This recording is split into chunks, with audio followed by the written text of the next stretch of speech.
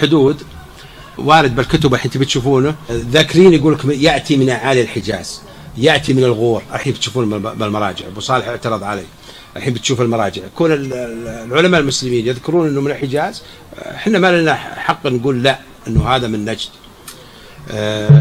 طيب ناتي للمعلومه الثانيه اللي هو قلنا الرمه، يقول لك نسبه الى اعالي الرمه ينطقونها الرمه.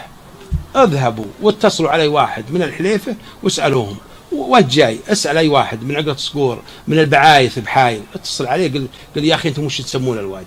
فالاسم الرمه. نجي للاسم الثاني، هذا اللي الان كلنا مجمعين.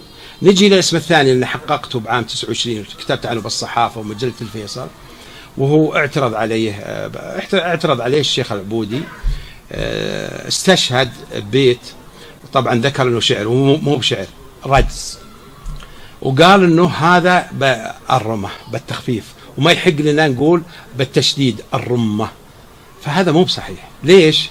لانه بالتشديد، هذه انا ما جبتها من عندي، انا انطق اللفظين لو شفتوا بالتقارير كلهن، انطق لفظ بالتشديد وانطق لفظ بالتخفيف، ما جبته ذا من عندي تحقيق. لا قلت حققت الكلمه او حققت الموقع، معناته إن هذا يعني اني راجع عده مراجع. جبت المراجع، فعندنا الفراهيدي، عندنا ياقوت الحموي، عندنا الأصمعي، عندنا ابن دريد ولا غيره من العلماء حين بتشوفونهم كلهم يقولون يجوز التشديد والتخفيف.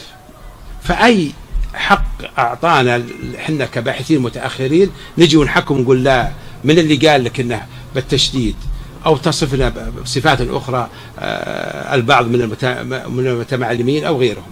انا ما احنا نتكلم عن ماده علميه وجبنا أدلة علمية نقول أنه يجوز به التشديد، قال ياقوت، قال الأصمعي، قال كذا وكذا.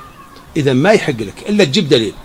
أما نستشهد ببيت شعر، ولا على فكرة ما سبعت الرجز ذا اللي ذكر، أنا أقول أنه يجوز التخفيف، لكن أيضا يجوز التثقيل بشد الميم نسبة إلى أقوال العلماء المسلمين.